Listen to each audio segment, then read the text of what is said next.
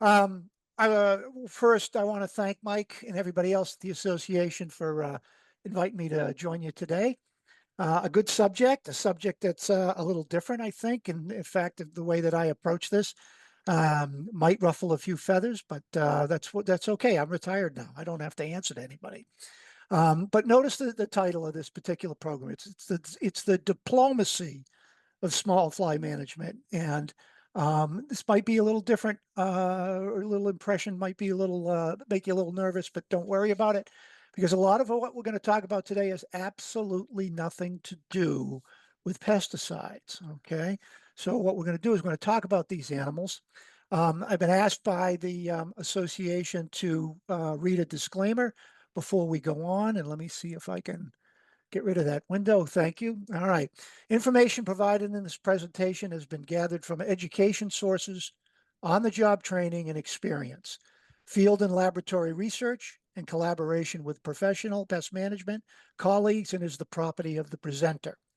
Any PMA and the presenter accept no responsibility for how this information is used by the attendees in their endeavors. Mention of pest management products are not endorsements. Always read and follow all pesticide label directions. Compliance with federal, state, and local regulations is required. Okay, lawyers are happy.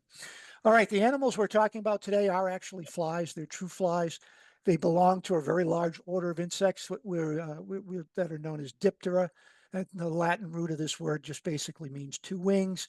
It's a very large order of insects. In fact, most public health agencies, including the World Health Organization, consider the Diptera, the order of flies, to be the most important arthropod vector of disease that threatens human public health across the globe. In this order, we have the mosquitoes, midges, gnats, the blood feeding flies, such as our horse flies and deer flies, and also the filth flies. Okay, and that's where we're going to concentrate today. But we're even going to drop down a little bit, and we're going to just concentrate today on what we call the small filth flies. All right, so that's where we're going to be. If we look at this order in general, when we talk about filth flies, they're classified as either large or small. We're going to key on the small species today, but there is commonality across these filth flies. They breed in decaying organic matter, and I'm uncomfortable with that term breed because breeding is an action. But a better I think way to look at it is they develop. Their immature life stages occur and must have the resources available that's provided by decaying organic matter. They physically transmit disease organisms on their body, and that's why as adults they move around, they pick up this stuff off of environments like you see here in this image. They also have the wonderful ability to transmit disease organisms through their feeding behaviors because they're ingesting both water and nutrients from this decaying material. They're also ingesting these organisms of filth, which don't seem to bother them, and then they can pass it on as they travel around during their day and move from place to place. Now, it's very important to understand as pest managers that what brings these animals, what brings these flies, both large and small filth flies, to these sites, these resource sites, is the attraction. They're very sensitive in their anatomy and physiology to the odors that are emitted by decaying materials. They're also very visual animals. They can see color and color differences in movement. And of course, temperature. Okay. Being cold blooded animals, there's a window of comfort that they have in the temperature range. And not only is the open environment, but the stuff that they want to lay their eggs in that the immatures have to develop in has to be at within those norms for temperature. Now, we're going to concentrate on what we call the small filth flies.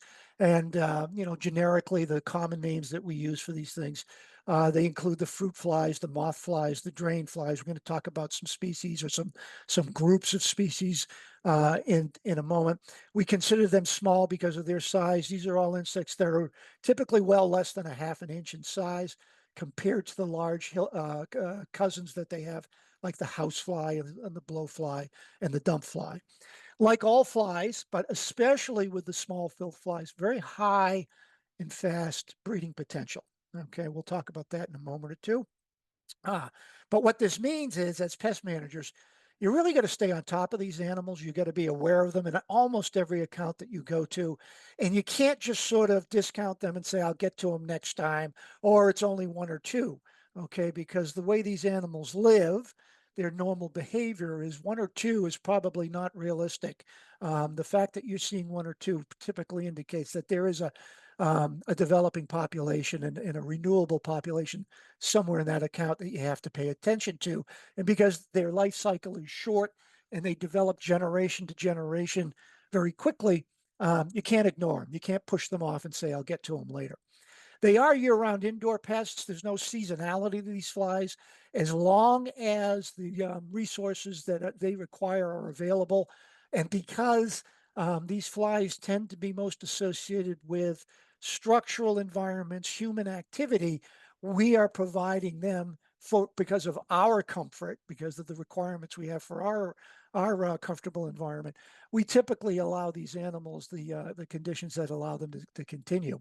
And this is a very important word, as you see that last bullet. And this, I'm going to talk about this a lot. You're going to hear it again and again. You know, in public speaking, when you go to training classes and such, one of the things that you'll hear quite often if you take public speaking courses is to try to give your audience one thing that they'll remember and that they'll be able to utilize to better themselves in whatever endeavors. And this is the one thing, it's this word here that I want you to understand that just links so strongly with these animals and what we have to do to to manage them and control them and potentially eliminate them. And that's that term microhabitats. These guys live in and can survive in microhabitats. Yeah, you can typically find some macro habitats. That is very easy to find conditions, you know, when you first notice them, but they have the ability to survive your efforts in that macro habitat because they can find and they can sustain themselves from generation to generation in microhabitats. And this is what the thing that we have to really concentrate on when we talk about management. Some common traits of these insects across the species that we're going to talk about, or the groups of species we're going to talk about, is they tend to breed in very wet, decaying organic matter. It provides them the three resources, which we'll talk about in a second. Very fast development, very high rates of reproduction, like a lot of insects. And you know, one of the reasons why Mother Nature or whoever's given these animals this asset is because immature mortality in insects is quite high, and the way that they beat nature is that they make lots and lots of babies, so very high rates of reproduction. They do follow odor trails, but we're going to show you some limitations. And of course, the stuff that they typically breed in, because it's decaying, is generating because of biological chemistry. The decomposition of organic material creates these gases, things like methane and ethylene gas. And this is something that these animals are very sensitive to. They have sensory pits on their bodies. They have a concentrated number of sensory pits on their antennae, and they can pick up these odors and they can follow them back to the origin site of where decay is occurring, and hopefully it's suitable for mom to lay her eggs and start the next generation. Compared to a lot of other flies, we consider the small filth flies to be weak flyers, but we'll conditionalize that in a moment or two when we talk about a group. And of course, they're easily imported, just like with German cockroaches. Small filth flies are very, very good hitchhikers with everything that you and I do every single day. Now, as we start, you know, we talk about any kind of pest management. I always try to stick this into my programs. Is remember that for a pest population to exist, to be able to sustain itself, create the follow-up generations, there are three basic resources that these animals have to have. That is food, water, and shelter. Shelter being not just a space, but it's a suitable space with the right temperature, the right humidity, and the right physical conditions that allow these insects to thrive. And this, we call this the pest triangle. And I want you to keep this in your head as we talk about the complexity of managing these small filth flies when we're out there. Now, you know, if we talk about integrated pest management, and this is how we get our credits as we satisfy all the state agencies, we typically start with the identification of the pest, and it is critical when we talk about small fly pest management, because these insects, these species groups, have different requirements. And what that means is that if you see these insects, and if you can identify them, and trust me, I'm not asking if you're a technician to identify these animals in the field, and certainly not in this stage here, the larval stage, the maggot stage. But get specimens, bring them back to someone who can identify them positively, because this is where the identification of the species leads you in the direction of the kind of stuff, the kind of decaying material, the source of that decaying material that we can find and eliminate to manage this fly population. Now, what we can do, though, is for field evaluations initially, is when we look at the specimens and identify them, there's three kind of groups, three kind of commonality groups where we can define these insects. And I'll use these to describe the species groups in a couple minutes. These flies can be simply defined as, are they garbage flies? That is, they develop, they need that decaying garbage food type material. Are they gray water flies? Gray water means what they're doing is they want to find an environment where they have access to waste water, waste management, waste accumulation that is not necessarily originally food. All right. So we're looking at things like, believe it or not, sewage systems. Or are they plant flies? That is, are they dependent upon a physical environment where things are occurring with living plants? And that's what sustains this group of these small filth flies. Like all flies, the small filth flies have complete metamorphosis. You see in the image there, this is a very nice image of a complete metamorphosis with this particular insect is one of the Drosophila species. These animals are sexual animals. There is some indication that under great stress, some of these species no one's ever really looked into this in great detail, but there's some indications that you may get parthenogenetic reproduction, meaning some females may be able to, under stress, create living progeny without mating. But you're not going to see that in your life. That's typically done in laboratory situations, and it's done on purpose. Okay. So these animals, the females finds that what we call breeding material or developmental material. They lay their eggs directly in it. Eggs hatch to the immature stage, the larval stage, and what you see here is with the Drosophila, there's three defined larval stages. There is a intermediate transition phase from larva to pupa called the prepupa. And then inside the pupa, they change from that magical, wonderful natural change where they change from this sort of nondescript wormy type larva into that very complex adult fly that we see. Okay. Now, like the slide says, very fast development in some of these animals that has been documented with Drosophila, that in the laboratory environment, they can be stressed to complete their life cycle literally in a little over a day, a little over 24 hours. That doesn't happen in our environments. Okay, for Drosophila, it's usually 3 to 5 days under natural conditions. But what we can make them do is a clear indication, and what we can make them do in a laboratory is a clear indication that, boy, these things can flip generations very quickly, and that's why we have to pay attention to them. So let's look at some of the groups. We're going to start with the Drosophila, which are commonly called fruit flies. That's a lousy common name. I'm going to show you a real fruit fly in a second. They're also called vinegar flies or pomace flies, but we're pretty familiar with these. They have clear wings. This is an artist's rendering here, and you see a little shadowing there, but Drosophila don't have any coloration or scaling on their wings. They typically are brown to yellow-brown. Depending upon what they fed on as an immature, they can appear very dark. In other words, a very dark brown and almost black. Eye color can range from bright red that we see in the laboratory species that are bred, although they are wild as well. You'll find red-eyed Drosophila out there in your accounts, all the way to very, very dark brown and black. Okay. Again, very fast developmental, that bullet there I put in just to make you pay attention as to how quickly these generations go from egg to adult and start it all over again.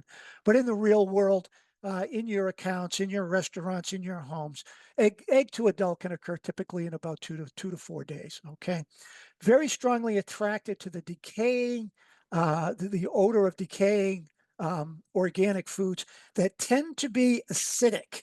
Okay, so we find fruit flies really ganging up or really taking advantage of decaying food material that's high in acid, things like citrus. Okay, and believe it or not, even though we consider bananas to be a little, believe it or not, chemically they're a little more of an alkaline food than an acid food. But what happens is when you break a banana off of its group, the stem, the decay that occurs in the end of the stem is where fruit flies like to gang up. That's where they like to start. Okay, that decay starts and it turns that little microenvironment acidic. So acidic organic foods are what we try to remember as we're out there in the field.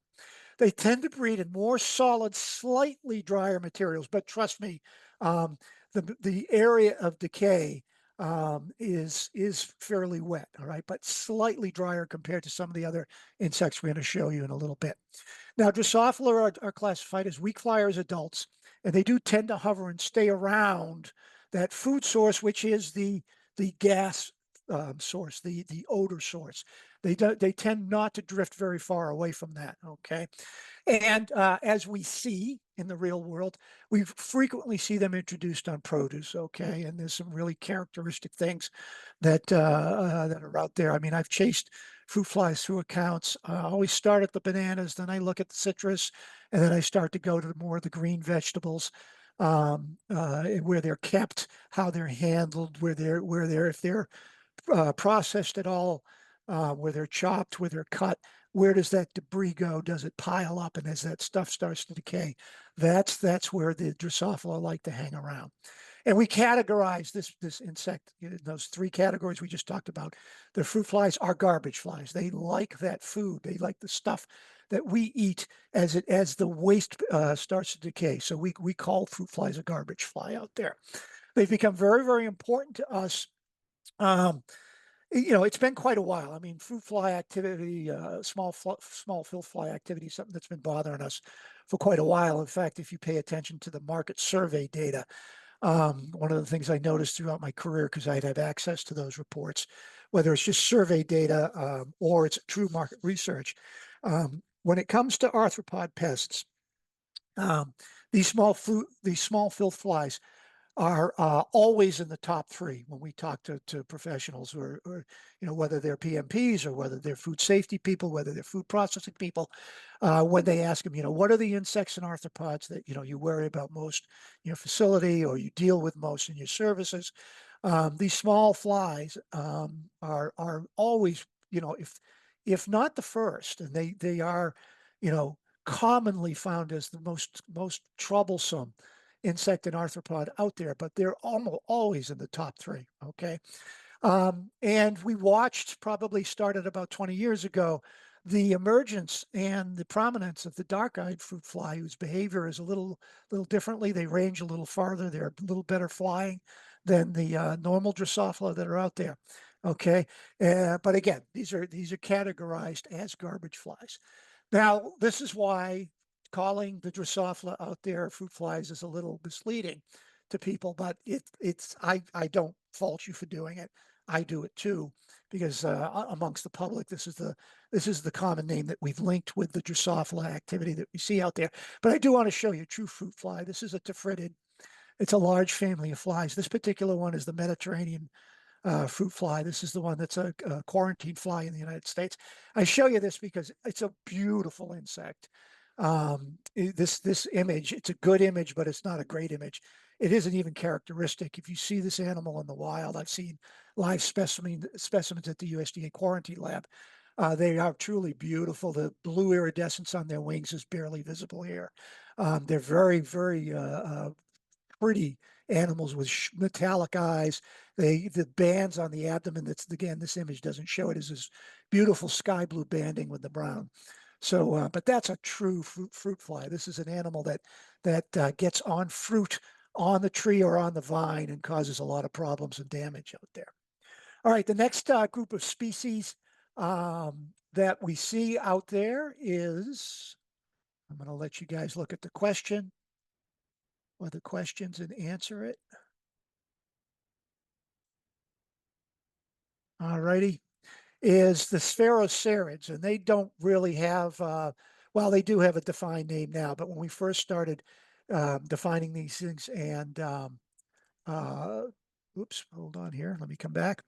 Out there in the field, they're given the name the black scavenger flies. Now, this one's a tough one in the field to look at, and I don't have a very good picture that I can use as a common stock. This is a drawing, but they're very similar in size and appearance to the Drosophila out there, the vinegar flies. However, they're uniformly dark. Their abdomen may be flattened, especially in males out there. Same sort of biology and behavior as Drosophila. However, there's one thing that sets them apart is that among the small flies, these are very, very strong flyers. That is, they will go across accounts. They will go out and follow odor plumes from place to place out there. So if you are in an account and someone's talking about filth flies or small fly activity, and you step back and you watch and you see what appear to be fruit flies in a nice linear flight path. That is, they're going from one point to another. You probably don't have Drosophila, you probably have Spherocerids. Now, the good thing is a lot of the characteristics and behavior that we see in Drosophila are the same for the Spherocerids. They are a garbage fly, but you have to pay attention to the fact that this is a fly that if it's disturbed, will go find other places very quickly. It does not necessarily need people to move that resource material from place to place or allow a new resource site to occur by, lousy floor sanitation or something. These flies are active. They go out and they find new places. Now, they're not going to fly for miles. Trust me when I say that. But when we talk about these other flies, this is the strongest flying species of small filth fly that are out there. So these are the spherocerids. Again, it's a garbage fly. Here's one I think almost everyone should have seen by now if you've been in this business for more than a year or two. These are the moth of the drain flies, the cycodids. All right, they're very characteristic. This is an easy one to identify in the field because they look like tiny little moths. And they look like tiny little moths because they have this small fuzzy appearance. Their body and their wings are covered with these dark, typically gray to black, sometimes a little bit silver scales. They have this sort of tuft of hair on the back of their thorax that comes down to the head. These guys breed in the very wet, the very slimy organic gunk and goo that builds up as decomposition occurs naturally with organic material in drains. But we find them in drains, traps, broken plumbing lines, broken grout. That, these are the guys that can really drive you crazy because they're so difficult to eliminate.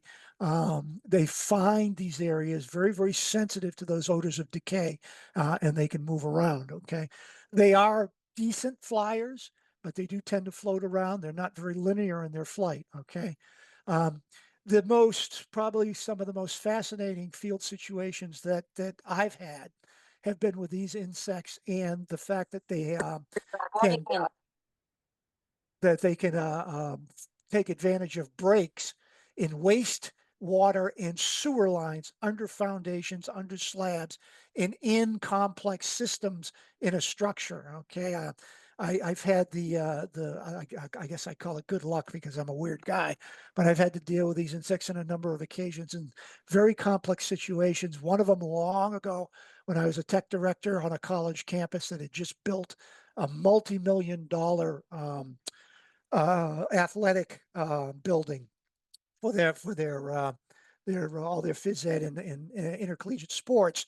And literally within 2 or 3 months after opening this building, moth flies start to show up, and we tracked them back. What we did is we put these screens over the drains to make sure they were coming through the drain. Sure enough, what we learned, it was very difficult because we didn't have a lot of technology we had today, but what we did learn was that even after a couple of months of use, although the building was over a year old, that was the real issue.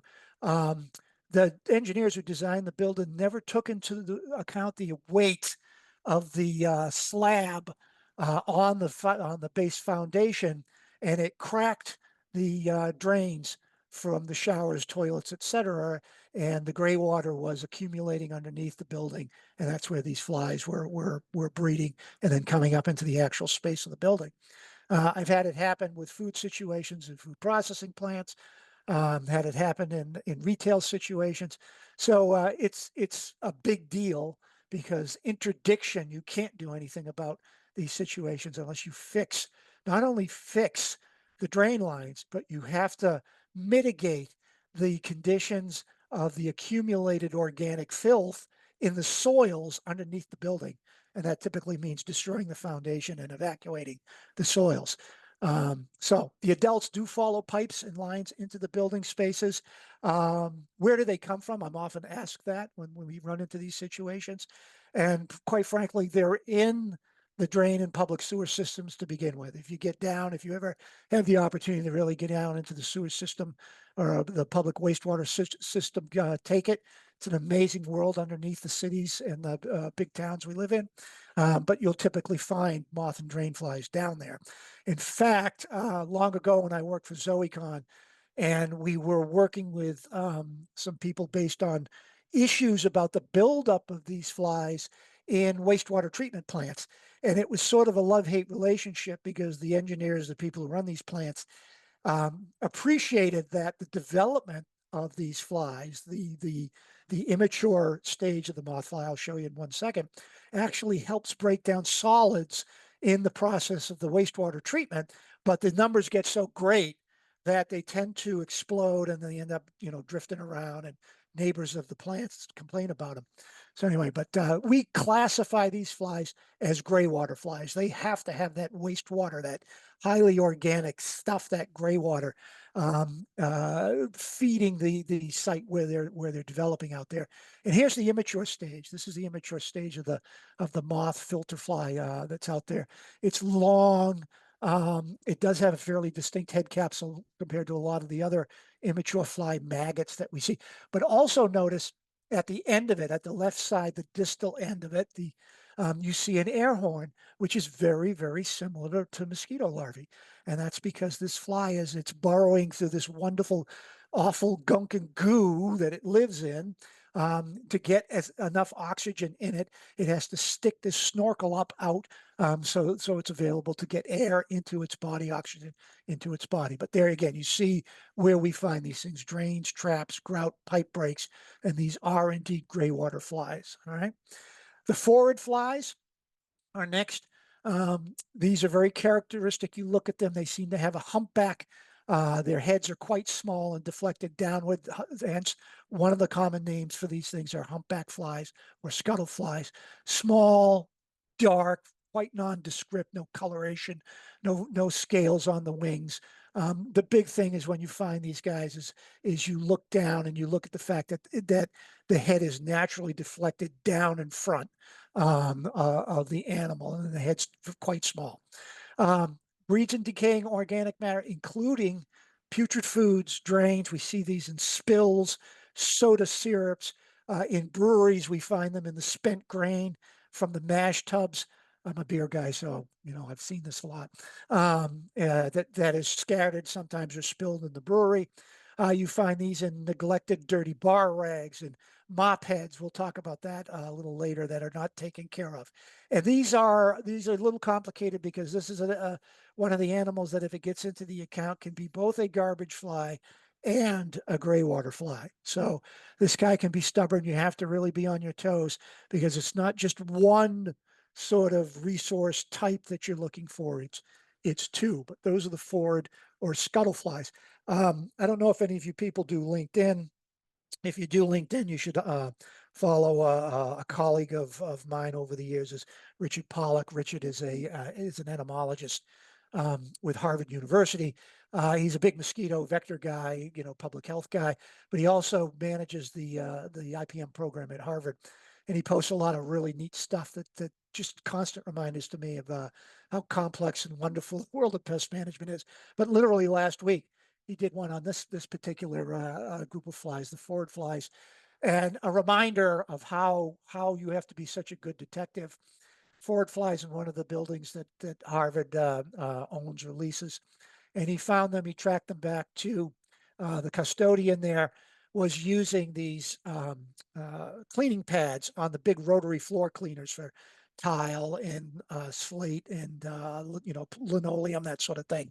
But those are basically mild abrasive scrub pads. They pick up a lot of junk, but for economy's sake, this custodian would take them off the machine and he would put them into a vessel of water. And the water would help clean it. He would shake them, etc. But the pads were so full of organic debris that the actual forward fly population was developing in the pads themselves. So this method that the custodian was using to save some money and extend the life of those cleaning pads was actually leading to a pest infestation. So, very representative of what we're dealing with here today. And then the last group we're going to talk about are the fungus gnats, the sea arid flies. All right, and fungus gnats get a bad rap. They show up in people's houses, and you'll often get this from residential accounts as they say, "I have mosquitoes in my house. What the heck's going on?" With a little diligence, you find that they're not mosquitoes. Fungus gnats look very much like mosquitoes. They're about the same size, very similar in coloration, very similar in posture when you see them sitting there with their wings folded back over themselves. But if you look at the head, they don't have that proboscis, okay, that you see with mosquitoes that they use to put into plants to get the plant nectar for carbohydrate foods. And of course, females use to bite their prey to collect the blood to make eggs. So they just don't have that apparatus on the front of their head. Now, where they become a problem is it has to do with interior plants and plantscapes. Um, and this happens quite commonly because fungus gnats are extremely common outside. They're all over the place. Okay. So these guys are true invaders from outdoors, but they get in and they find plantings that are uh, damaged. Okay. And what it is these insects, they're in their larval stage, the development stage. They need some plantings where the root mass of the plant, and we do this for these insects. We sustain them in this case because we tend to abuse the indoor plantings. And this can be just in a residential situation, a home, an apartment, and also in commercial buildings that have these interior plantscapes, or even in office settings where people keep plants on their desks. They tend to overwater them. And what happens is that as the plant thrives at first and grows, the root mass gets very big, but it's contained, unfortunately, within the pot or the containment bin. And because there's so much root mass, it starts to rot. And that's the decay that occurs. That's what the adult fungus gnat follows. It can sense that odor of decay, lays its eggs in the soil, and the immature maggots go down into that root mass and they consume the jelly-like decaying plant matter. Okay. Again, very mobile. They're day flyers. You frequently find them around windows indoors because they're trying to get out. All right. And we categorize this insect as a plant fly. And here's that situation that we talk about with fungus gnats. This is a house plant that obviously has been kind of abused. People do it all the time. Potted plants need to be changed. The pots need to be changed on a regular basis as they grow. Otherwise, you end up with this sort of decaying gunk in the bottom. And that's what these particular flies like to get to. Okay. Now, why diplomacy? Because this is a service. This is part of our responsibility, where the first thing that you don't do is grab some kind of insecticide product. Okay. And I don't know if you can get this back order, but there was an excellent issue, an excellent article in there, written by Todd Dobrinska. He's an entomologist, been in the business a long time. It was in June 2012, and he talked about this, the diplomacy of small fly management, the fact that this is where you're going to have to speak to your customers. You're going to have to teach your customers. You're going to have to tell them of the variability. You're going to have to tell them about the intricate detective work that you're going to have to do. These are the things. These are the points that you have to do, that you have to embrace and you have to approach and accomplish in small fly management, both indoors and outdoors. And don't forget outdoors, okay? In the summer, even here in New England, a lot of our small fly activity will come in from outdoors. Moth flies from wastewater treatment sites, they'll get back into the building, okay? Certainly the fungus gnats are coming in from outside, but even Drosophila, even the sphaerocerids, If you've got a neighbor or you handle your waste outside, we'll show you pictures that normally you and I, as PMPs, would probably think, oh, that's a large filth fly. I got to worry about house flies. I got to worry about blowflies. But the conditions of outdoor sanitation and waste management are just as important and significant for the small flies as well. So this is the stuff that we have to do. These are the non-chemical, these are the integrated actions that we have to take. And we have to think very, very carefully about, you see that second bullet under indoors, is we have to think not only sanitation, but we have to think about what's called micro sanitation. Okay. All right. So you have to be a true detective. And that means that term micro sanitation. Look at this picture. Pretty obvious. We got a sanitation problem here. The floor level sanitation in this place is probably pretty bad. And we're gonna get our customer to get rid of that. But even if you clean off the top of that drain and eliminate the obvious, sure, you may have eliminated a small filth fly resource site that's active and working, but what we have to think about is what goes beyond that. Where's the micro habitat that's associated with these flies? Where have they moved off of this site? And when I mean move, it might be just as close as the bad grout around this drain, under the drain cap in the drain itself, under that table. God knows what's going on there, because these are what become what we call the anchor habitats. You can eliminate the obvious. You look under the bar in a restaurant and you see the rotten lemons and the maraschino cherries and the lemon rinds and orange peel that's used to make cocktails. You clean that up, but there's still stuff down there that's in the bad grout, that's in the cracks and crevices, that's built up on the legs or under the actual structure of, let's say, the cooler or the refrigerator under there. Those are the anchor habitats where even after you do all these good things and the fly activity drops significantly or even disappears, where weeks later your customers complaining they're back, they're back, they're back. And you're scratching your head and you said, I took care of this. I cleaned it up. No, you didn't go far enough. You've got to find those anchor habitats and start thinking about the micro sanitation that's required. And this is where the diplomacy comes in. Okay. And this is a problem I think we have in our business that needs to be addressed, is we don't teach communication skills throughout our organization, how to deal with customers, how to deal with that point of contact. All right. Because typically our customers are upset. In many cases, they're angry. And how do you effectively deal? Do you teach your people how to diffuse, to turn the temperature, the thermostat down, so that one, they understand, they respect what you're trying to tell them? That's part of your service. And they're going to be receptive to the suggestions that you're making to them that have nothing to do with spraying, dusting, fogging. That's really on the path. It's on the map to getting the problem solved out there. So strongly, if you're a manager, supervisor, an owner, do think about starting to bring communication skill training into your organization. So the diplomacy goes here, because what you need to do is go beyond the spray guy. You got to show empathy. Okay. You can't just throw up your hands and say, well, it's not my fault. This place is a dump. You got to show empathy and commitment that you're gonna address the issues. You sympathize, you understand what they're going through. You got to find the decision maker, the guy who actually owns, the person who owns the ability to make the change that you require to make progress in dealing with this infestation. Always be positive. Don't dwell on the negative. Okay. People, an angry, upset person, a conflicted person doesn't want to hear negative stuff thrown back in their face. Don't play the blame game. Well, this place is a crap hole. All right. They are under pressure too. Their pressure. Who knows? Maybe the public health inspector was in and he's written them up and he's given them 7 days to do something. All right. Live in their shoes. Start the education. Be objective. Try to use objective info collateral that doesn't necessarily just come from you. Oh, you're saying that just so you can get out of trouble. All right.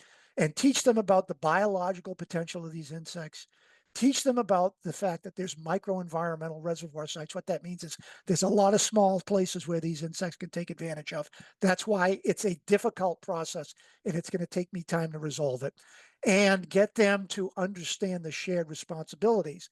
And one of the most positive things you can do in these relations that you have with your customer is when they do something positive and you see it, recognize them and make it a point to go out of your way to remind them, hey, thank you. Thank you for taking care of that situation under the bar. Thank you for getting rid of those house plants, or thank you for repotting them. All right. Those are that positive reinforcement goes a long way in getting up or getting forward in this situation. Always remember your follow-up. Small fly infestations will become evergreen. You're always under the threat. So teach technicians, teach your service people to pay attention, not ignore the initial activity, demonstrate progress on both parts. What I mean is demonstrate what you're doing to resolve the issue and also acknowledge and demonstrate what your customer is doing to cooperate and help you. Okay. This is a situation with small flies where you may need help, technicians. Um, I know you're under the gun, you have a schedule, etc. Don't be afraid to ask for help. All right. If you go into an account and you regularly spend 45 minutes, an hour in that account, you may not have time to take care of the normal situations and then do the detective work entailed to get rid of this small fly problem. So ask for help. Bring this back into the office. See if you can get a supervisor down there, or see if time can be cut where you have extra time to go in and do this diligence to try and find those microhabitats. Regular service updates, maintain that communication between not only internally with your managers, but also externally with your customer. And that does is it maintains the value of this non-traditional service in the eyes of your customer. Why aren't you spraying? Why aren't you treating? Why aren't you applying? Because a lot of this work with small flies has nothing to do with applying an insecticide. And again, acknowledge and thank them. Make that effort for their contributions and efforts. All right, getting back to stuff that we have to pay attention to. The detective work is recognize your sources. Outdoors, they're really the same as indoors because seasonally, these kinds of conditions you see in these images are just as sustainable for small filth flies as they are for large filth flies. And the distance in between may be small enough that these insects can get back in, and or the outdoor situation may lead you to say, how is waste handled? Are there bins that are brought back and forth from inside the infested site to outside to the dumpsters, to the receptacles? Is there a receptacle, a cart, a bin? And what's the condition of that? Is that structure, is that bin actually infested with the flies? And it's actually sustaining the fly activity inside. So think about the outdoor sites as an indicator. Also, a good indication as the potential small fly pressure, as well as large fly pressure, is just the site evaluation. How are they deal with their garbage, with their waste? Is their handling site outdoors? Is it still attractive to the insects? What's the general ground sanitation? This site here is not acceptable in my opinion because there's too much stuff around. All that junk on the bottom. Every time it rains, it's renewed, and you have a potential breeding site and attraction site for both large and small houseflies. Now, a lot of these insects, the moth flies, the forage, they can actually take advantage of situations caused by the air handling systems in there. All right. The condensation collection pans, the high efficiency units today, the commercial units often collect condensation and actually use that held condensation to pre-cool the air before it goes in to the machine to be conditioned again. All right. And the problem is that these water handling facilities, these water handling structures within these devices can get conducive to small filth fly breeding. They can get moldy, they can get algae, you can get decomposition of materials in there, and they can actually become a development site for these insects. So pay attention to this sort of situation as well. For moth and drain flies, there are a lot of cryptic sources that are out there. All right. Um, you do have to find out. You do have to talk to the facility manager about whether or not the wastewater treatment is contained, its structure, its integrity is whole. Because damaged or faulty septic lines may be beneath the foundation, or they may be embedded in the slab or elsewhere. Look at areas where rainwater tends to pool or collect, especially around the HVAC systems again, because these areas, if they're shaded, you get a lot of mold growth, you get a lot of fungus, moss, and both fungus gnats, moth flies, and phorids can develop in those areas. Okay. Also, residential, look for clogged gutters. It's not just about mosquitoes.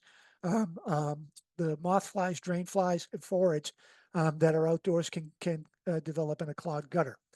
In fungus gnats, it's all about the plants, but they may be very cryptic sources. You see an interior plantscape. This is where we're talking about malls, professional buildings, office parks, that sort of thing. And you'll get confrontation. You'll say, hey, look, these are fungus gnats.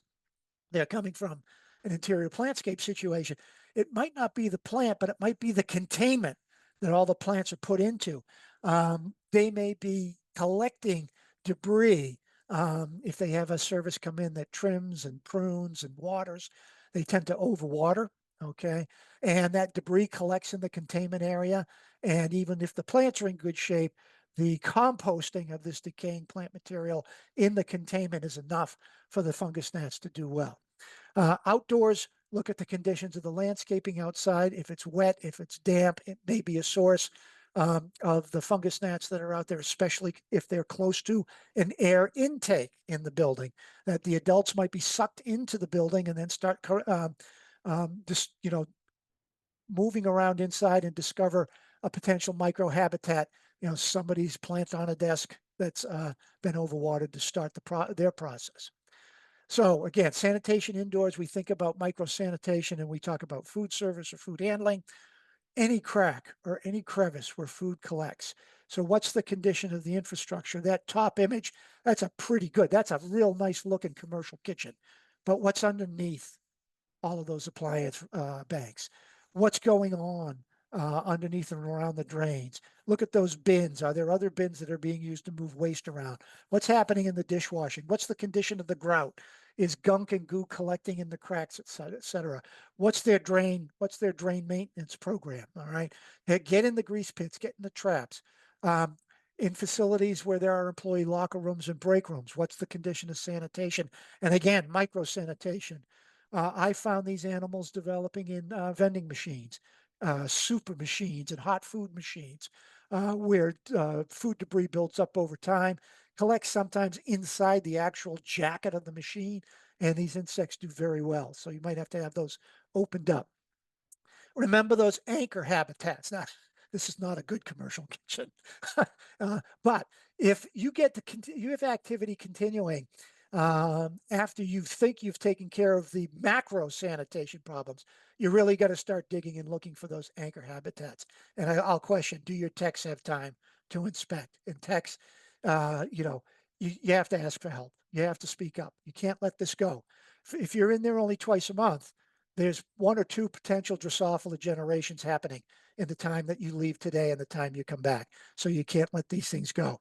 And then again, you have to use that communication skill, that diplomacy to resolve these cultural and physical issues.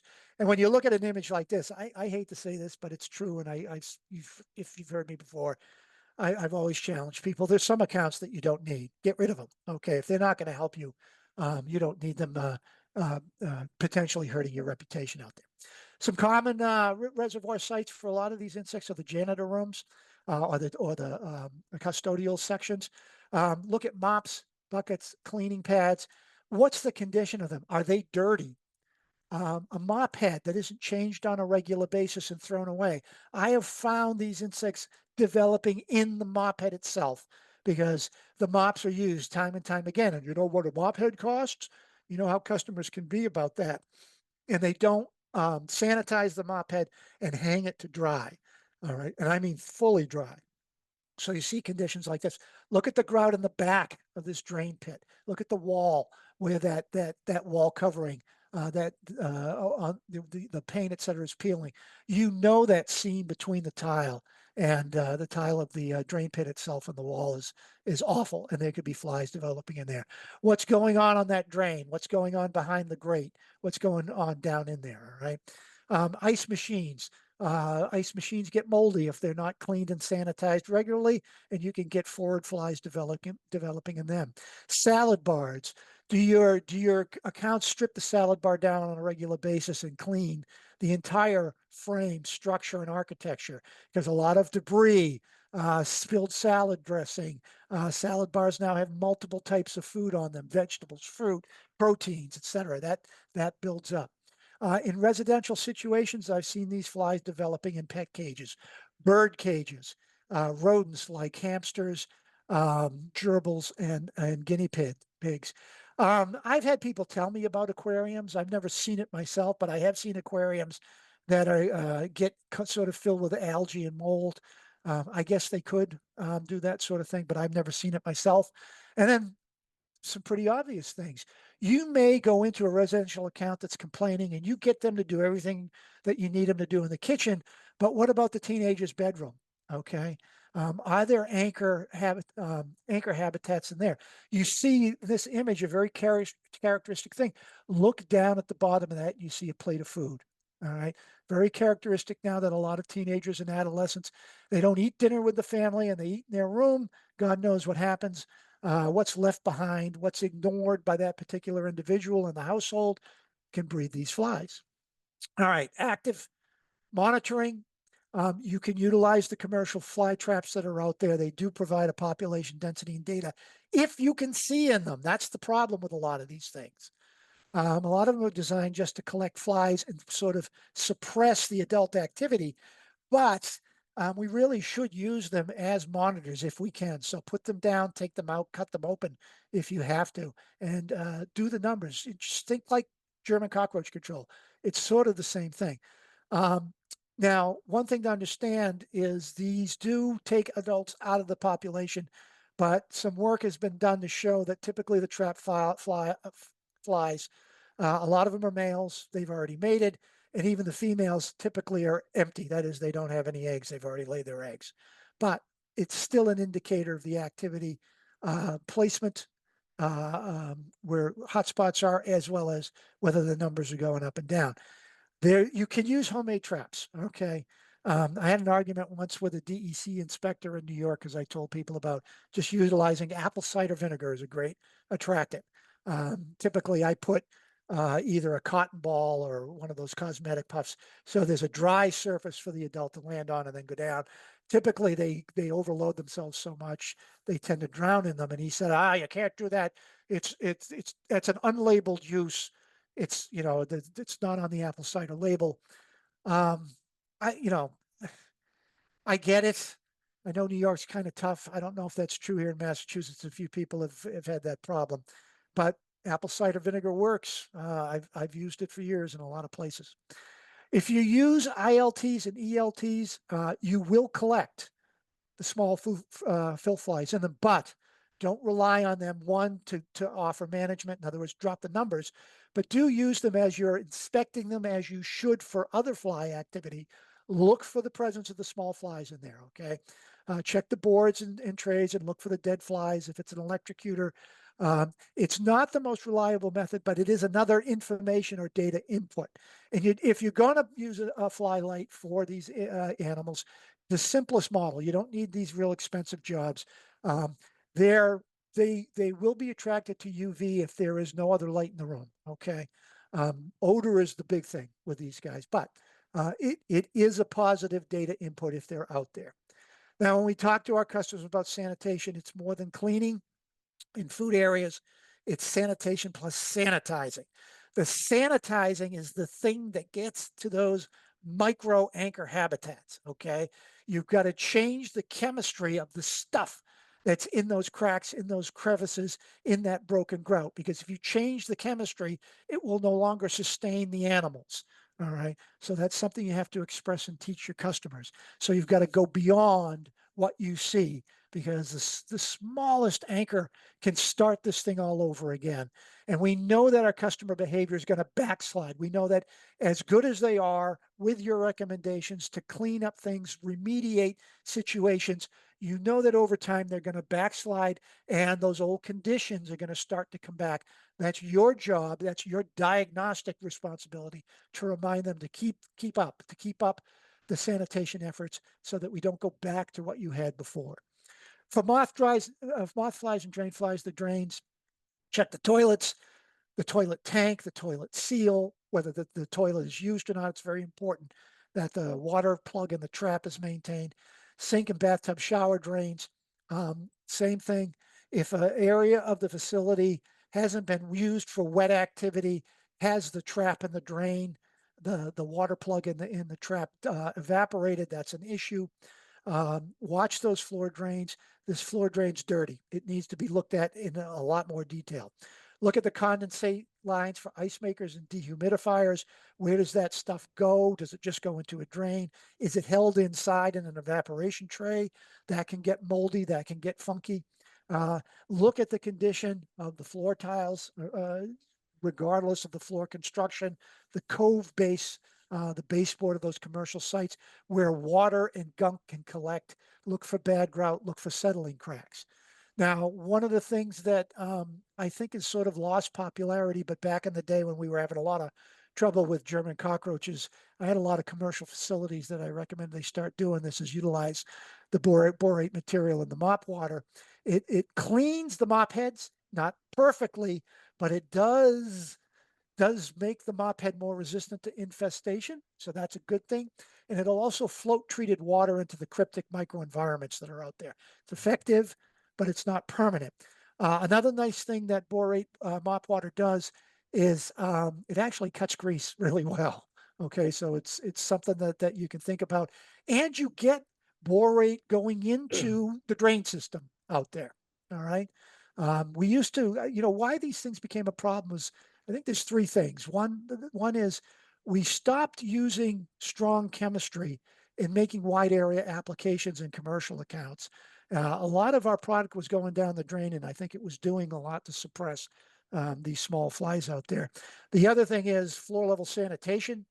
The process and methodology of cleaning restaurants and food service areas has drastically changed. They don't use hot water. They don't use strong sanitizers anymore. The labor efforts have changed from in-house people to contractors. So that's another problem. That's why that borate mop water. The enzyme drain treatments, I do recommend them. I do think they help. You've got liquids, aerosols, gels, but regular treatments to help degrade that organic stuff that's in there have to be done. So this is what you have to teach your customer. All right. It does not replace the actual drain maintenance, which includes aggressive cleaning, but they help. Do you understand the architecture of the drains today? And it's much more than what you can see. This is a image of a real drain. This is a drain that someone's going to install.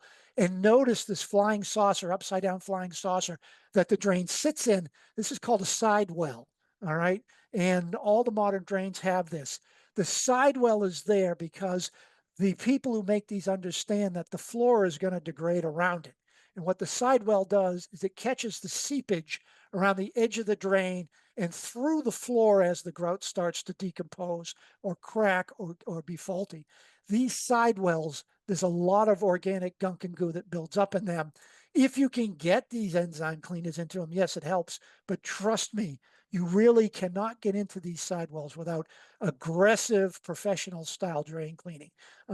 So this complexity of drain maintenance is something you have to make sure your customer is aware of and find out whether they're using a good contractor to clean these or they're just trying to do it themselves. All right.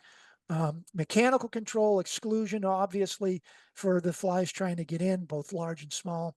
Do the grout repair or make sure you stay on top of the condition of the grout and the integrity of the floor level. Air doors help. They work on small flies. They'll keep them out of sensitive areas. But what about pesticides? We're going to finish up. And quite frankly, people, typically they're a minor contribution. Let's go over the methodologies. Fogging is popular and effective, whether it's handheld or machine generated, to knock down the adults that are in the treated area that are exposed today. But they do nothing about the pupae that are emerging tomorrow, because these materials are typically synergized pyrethrins with a very short residual activity. That new generation will emerge out there. Big problem with fogging. We tend to over apply, which makes the manufacturers, sales reps happy, but don't put a machine on, or don't empty half a can in a kitchen. It's typically 1 ounce of material for every 1,000 cubic feet. You'd be surprised at walking into, let's say, a fast food restaurant, that an effective fogging will only take about anywhere from 5 to 15 seconds. Okay. Joe, 5 minutes. Yep. Gotcha. Okay. Thank you. All right. So this works. It can get your customer happy for a short period of time, but remember, fast generation, fast turnover populations. The fact that this type of application of insecticides only going to deal with the insects that are contacted today. It's a very small band-aid on a very big problem. About our residuals, okay? Why are they a minor contribution? Many products are labeled for small flies, but if you're going to use a residual out there, and treat surfaces around areas of activity where you see some of these flies congregate and hang out close to a resource. There's nothing wrong with this. To do a spot treatment under the bar where you see the Drosophila hanging out, the sphaerocerids. Treat the inside of the trash can enclosure in a serving area, that's fine. But make sure they're labeled for small flies. I know that a lot of our states are what we call site states, that you can use a product in that site for a non-labeled pest. But we're getting to the point in this business in regards to regulatory pressure that even if it's allowed, even if an inspector's aware of that allowance, you're probably going to have some argument. And it's better to make sure that your product is not only labeled for the site, but the pest as well. And remember, for these insects, probably 90% of the applications of residuals we're going to make are going to be in a commercial food handling area. All right. They are not labeled to put into drains and sewers. So don't do it. I don't care what you've heard. I don't care how bad it is. You don't spray residual product down into the drain. Okay, we're talking traditional chemistries. Look for the label. You'll never see those directions on there. So it's a contributor, but not a solution. What about the baits? There are a lot of fly baits out there. Many of them are labeled for fruit flies. And you've got to be careful again. If they're labeled for the fruit flies, if they're labeled for small filth flies, make sure they're also labeled for food, feed, and handling facilities. The reason for this is there's a very gray area. There's a lot of regulatory pressure on manufacturers about fly baits in food areas, because it's not the hazard of the product where it's put in a station or in a spot or in an area where flies occur. The concern is what happens to that exposed fly after it leaves the bait. It can fall and die on a food prep surface. It can fall and die on exposed food. And that's why you have to be very careful with the label directions with baits. Now, generally, the baits that are out there today, whether they're dilutable concentrates, aerosols, or stations, the attraction to these insects is not terrific. Okay, it's okay. Those products were developed typically for the large filth flies, and specifically house and lesser house flies. Yes, if the small flies are around, they may be attracted from a short distance, and I mean a real short distance, and they'll land on it and they'll feed on it. But these baits typically don't pull your target flies from a great distance. Okay, so understand the limitations there, but they will contribute. Again, another positive contributor in these areas that you see here, which may be difficult to treat on a regular basis. Remember, with all of our pesticides, read and follow all your label directions all the time. What about dusts? You do have a dust out there that can be put into drains, but it is not labeled specifically in that application for these insects. However, the Delta dust label is labeled for fruit, phorid, and cearid flies. So this is one of the dusts where you can apply it in cracks and crevices. I liked this dust back when I was doing business, and certainly I did. I represented this company. It was a recommendation I commonly made for fungus gnats in commercial sites. Okay.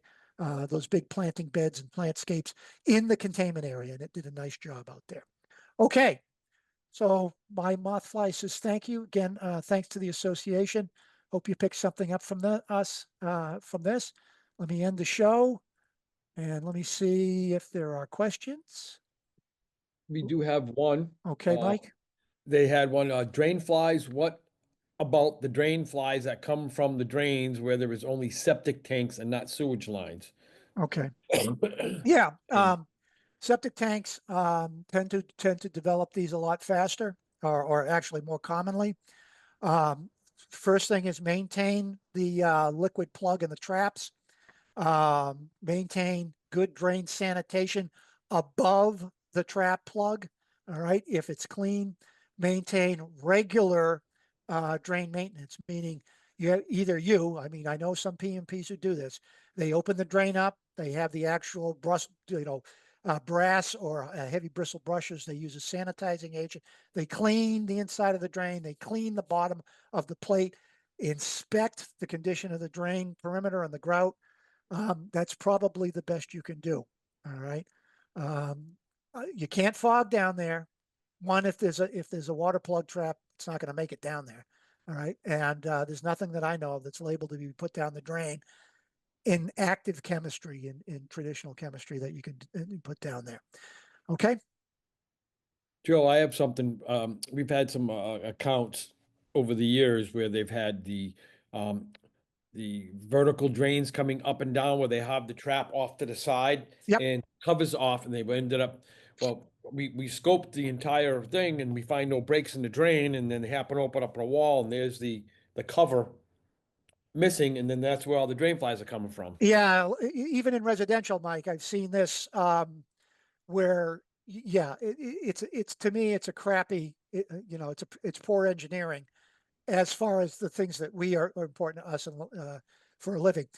What ends up is in the inside of the vertical, you get a lot of organic debris that collects, and that's the reservoir site. Also, as the house ages, um, plus the quality of the plumbing that's in the facility, sometimes the PVC joints weep over time, and as it weeps, you will get up a gunk goo buildup. You'll get a collar that'll sustain these flies in that void. So if you're in a situation where everything's good and clean and dry, certainly in a residential situation with drain flies, start to question what's going on with the plumbing. You may have to have somebody open up a wall where that line goes up and down to the wastewater system.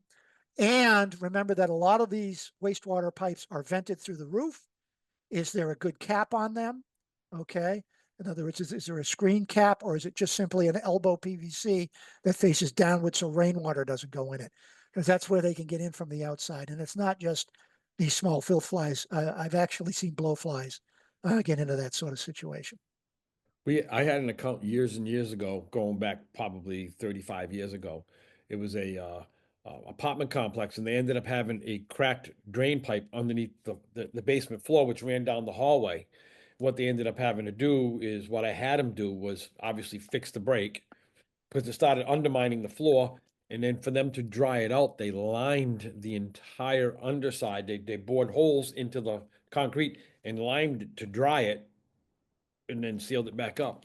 I hope it worked. Okay. It did. I've, in my experience, we've seen those situations where, there was one I did with a guy here in New England, and it was one of those super gas stores with food service and all that stuff, and they had done a refit, and one of the things they forgot to do is in this one sink, which was used for food prep and disposal of dairy products that had expired, the drain pipe just went into the soil underneath the slab. And over the years, of course, it got really rotten under there. They had this problem. And we finally discovered what was going on. And of course, the customer didn't want to do what I and the PMP recommended. And we had to go up the corporate chain. But their suggestion was, well, can we pour insecticide down that drain and essentially poison the soil underneath? And I said, you're only going to get limited success, because I've never seen those situations resolve themselves that way. I've watched guys attempt to take termiticide, drill through slabs, and put the insecticide down. It's a gamble. It's a gamble. Some people say, "Oh, it worked for me. Good. I'm glad it worked for you." But there's a high risk if you don't interdict and deal with the organic material in the covered soil. Chances are high that it's going to fail in the long run. Two more questions for you Sure. from the poll. Is boric acid, i.e. Boractin, a viable option as an adulticide against fruit flies? Well, as an adulticide, probably not. Okay.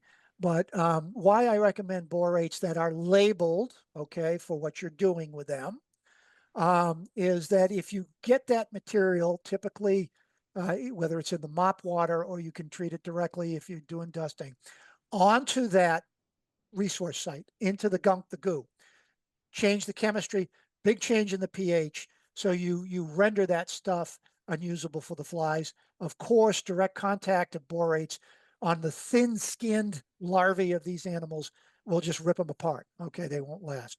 So the Yep. borates are a good option, but remember, read, Yep. understand, and follow the label. Yep. Last one is, have you heard of a Dobson fly? Yeah, well, Dobson, yes, I've heard of Dobson flies. Dobson flies are also called ant lions. They're big. They're really weird looking. They are here in New England. We don't have a lot of species, but they're out there. These are the flies that, as it matures, they're this looks like a little dinosaur, and he burrows in the soil and he makes a pit in the sand or dirt, and the insects roll into it, and he's at the bottom and he just grabs them. Um, the strange thing is some Dobson flies adults come out in the winter. And here in New England, I've had people back in my extension days bring them into me in February, January, February, and they're like scared to death with this really strange looking bug comes out. Stone flies, same thing. Mhm. Well, Joe, I appreciate you, everything you've done. As always, get a lot of great information from your